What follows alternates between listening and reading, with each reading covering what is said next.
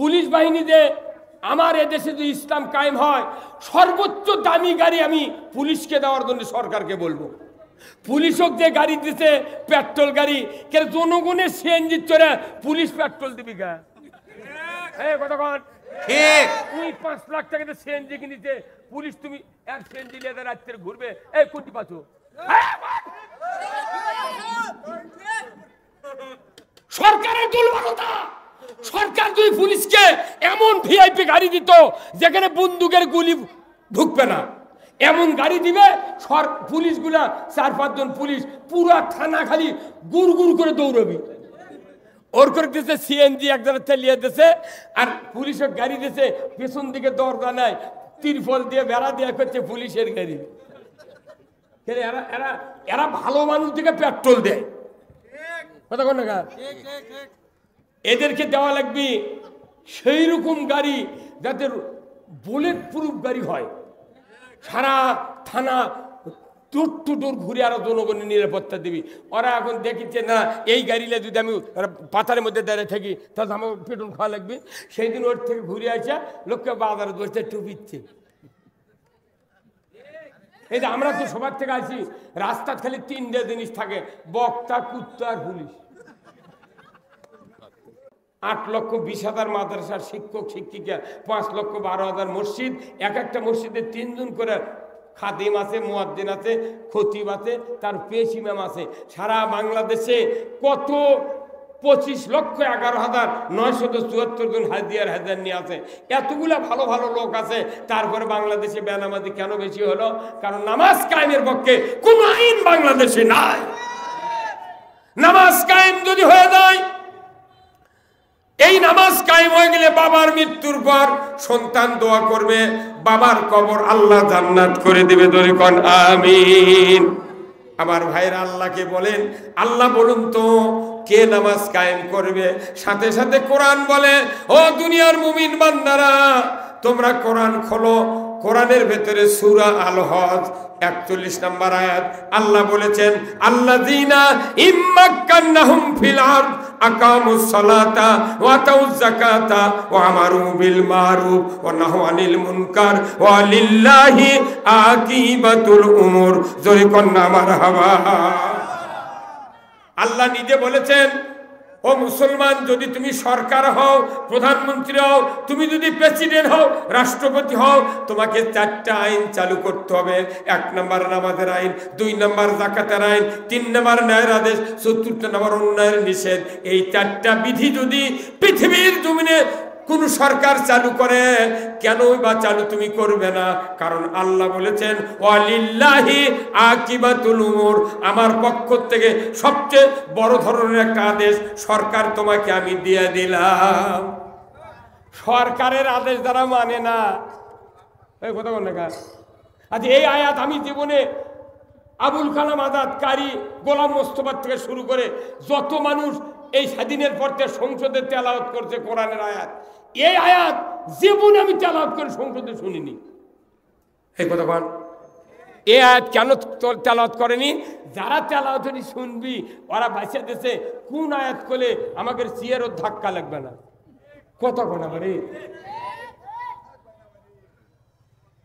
এই আয়াতের ব্যাখ্যাও রেডিও টেলিভিশনে কোনোদিন করেনি। ওগুলো করে কি, ওই সিবিট মার্ক আয়াত যেগুলো মারলে মানুষের কেউ খেপবে না, ওই কয়টা দিয়া বাংলাদেশ চলেছে। নো, আমার আল্লাহ বলছে সরকারকে আমার পক্ষ থেকে সবচেয়ে বড় ধরনের একটা আদেশ দিয়ে দিলাম।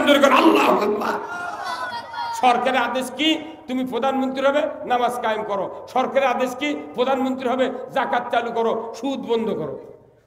আমাদের দেশে 17 বার প্রধানমন্ত্রী দায়িত্ব পালন করলো। এই দেশে 54 বছরে সুদ চালু বন্ধ হয়নি, চুরি বন্ধ হয়নি, জেনা বন্ধ হয়নি, অন্যায়, ঘুষ, মদ, জুয়া কোনোটাই বন্ধ হয়নি। কোনো কিছু বন্ধ হচ্ছে ভাই? কোন কিছু বন্ধ হচ্ছে? বন্ধ করা তো দূরের কথা, আর ওরা ঘাসের বিচি বুনিছে। হ্যাঁ, আরে কত নেতা রে, বগুড়া লটারি চলল রে, আমার কলজা ফাটে যায় ভাই। বগুড়া লটারি যে মাথায় নষ্ট রাজ্জাক মামা, 2300 সেনজিলিয়া সারা বগুড়া একবারে কুফুরি কাজ দিয়ে ভরে ফেলে দিছে। এই কথা বল। বগুড়া শহরে কমপক্ষে 700 মসজিদ আছে, 350 মাদ্রাসা আছে, বড় বড় মুফতি, কত পুলিশ অফিসার, কত ডিসি, কত নেতা আছে। একটা লোক কি মানা করা লাগবে না? এই কথা বল। বরঞ্চ ওরা উঠতে ভাগ খাচ্ছে। কথা বল। এই কথা কইলি কয় ও কি ধরে কি করবো? এই যে দেশে তখন চুরি হচ্ছে, রাত্রে গাড়ি নিয়ে যাওয়ার বুদ্ধি নেই, গাছ ফেলে দেয়া। আমি সরকারকে বলি, ইসলাম যদি এদেশে আল্লাহ কোনোদিন কায়েম করে আর আমি যদি বেঁচে থাকি, বলবো এই রাস্তার সব গাছ কাটে সমান করো, কোনো গাছ লাগাতে হবে। এই গাছগুলোর টাকা খালি এই স্থানীয় নেতারা আর এই স্থানীয় অফিসাররা খায়, 20 টাকাও সরকার পায় না। এই গাছগুলো যখন বড় হয় কাটিয়ে ফেলে দিয়ে রাস্তা ফেলে হাজার হাজার মানুষের ক্ষতি করে। গাছ লাগবে কি কারণে? গাছের পানি করে রাস্তা ফাটিয়ে এমনি পচে যায়। এই কথা কোন না ঠিক? আবার পুলিশ বাহিনী যে আমার এদেশে যদি ইসলাম কায়েম হয়, সর্বোচ্চ দামি গাড়ি আমি পুলিশকে দেওয়ার জন্য সরকারকে বলবো। পুলিশক যে গাড়ি দিতে পেট্রোল গাড়ি, কে জনগণের সিএনজি চড়ে পুলিশ পেট্রোল দিবি গা? এই কথা কোন ঠিক? তুই 5 লাখ টাকাতে সিএনজি কিনেছে পুলিশ, তুমি এক সিএনজি নিয়ে রাত্রে ঘুরবে? এই কোটি পাচ্ছ? সরকারের দুর্বলতা। সরকার যদি পুলিশকে এমন ভিআইপি গাড়ি দিত যেখানে বন্দুকের গুলি ঢুকবে না, এমন গাড়ি দিবে, পুলিশগুলা 4-5 জন পুলিশ পুরো থানা খালি গুড় গুড় করে দৌড়বি। ওর করে দিয়েছে সিএনজি একজনের চালিয়ে দিয়েছে, আর পুলিশের গাড়ি দিয়েছে পেছন দিকে দরজা নাই, তিরফল দিয়ে বেড়া দিয়ে করছে পুলিশের গাড়ি। এরা ভালো মানুষ দিকে পেট্রোল দেয়। কথা কোন না? এদেরকে দেওয়া লাগবে সেই রকম গাড়ি যাতে বুলেট প্রুফ গাড়ি হয়, সারা থানা দূর টু দূর ঘুরে আরো জনগণের নিরাপত্তা দিবি। ওরা এখন দেখিচ্ছে না এই গাড়িলে যদি আমি পাতারের মধ্যে দাঁড়িয়ে থাকি তাহলে আমার পেট্রোল খাওয়া লাগবে। সেই দিন ওর থেকে ঘুরে আসা লোককে বাজারে ধরছে টুপিচ্ছে। এই যে আমরা তো সবার থেকে আসি, রাস্তা খালি 3টে জিনিস থাকে, বক্তা, কুত্তা আর পুলিশ। কতক্ষণ না ঠিক? এটা কষ্ট না? জাতির দ্বারা নিরাপত্তা দেয় তাদেরকে দামি গাড়ি দিতে হবে। জনগণ হাজার হাজার গাড়ি চালাচ্ছে, জনগণের গাড়ি যদি কেউ কেনে সরকার ট্যাক্স নেয় 4 গুণ বেশি। আর সরকারি যেগুলো অফিসাররা গাড়ি চালায় মাত্র 42 টাকা, 300 টাকা হচ্ছে ওই আপনার যে রোডের ওগুলা ট্যাক্স টটেন, তারপরে হচ্ছে আপনার ফিটনেস, এগুলো মাত্র 42 টাকা। এরশাদ সরকার সময় একটা 5-এর নামি ছিল, তার টাকা জমা দেওয়া লাগছে 42 টাকা। আর আমি গাড়ি কিনবার গেলে দেওয়া লাগে 78,000।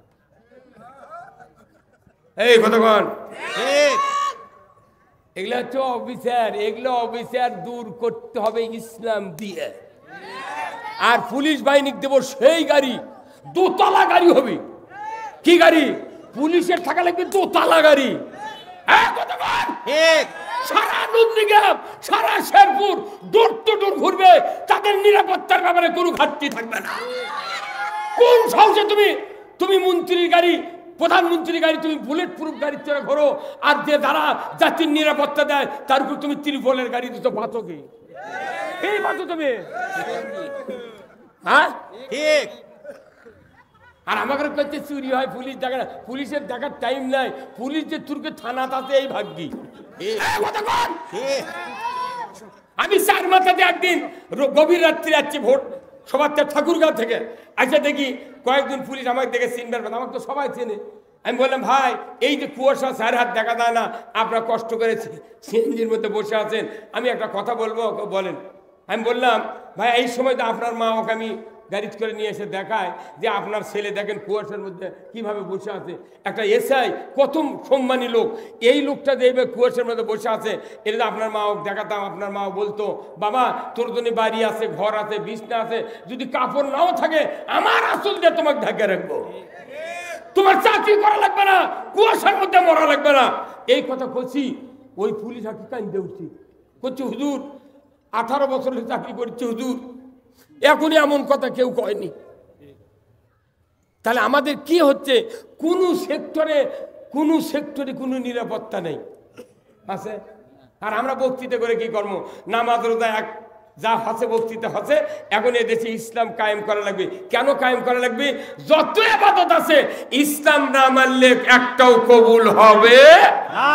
আমার আল্লাহ কোরআনে বলছেন, ওয়ামাই ইয়াবতাগি গায়রাল ইসলামি দীনান ফালাই ইউকবালা মিনহু ওয়া হুয়া ফিল আখিরাতি মিনাল খাসিরিন।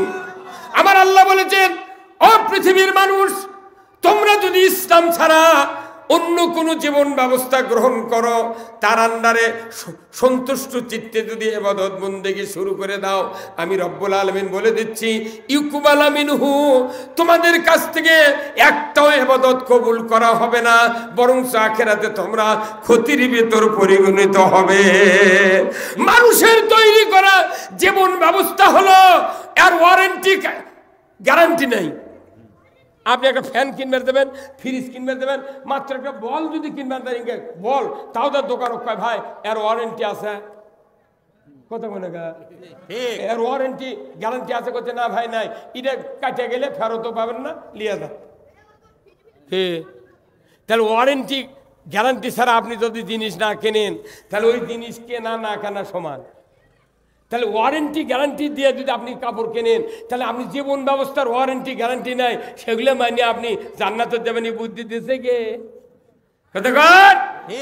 আল্লাহর দেওয়া জীবন ব্যবস্থা ছাড়া ওয়ারেন্টি গ্যারান্টি কোন জীবন ব্যবস্থা নাই।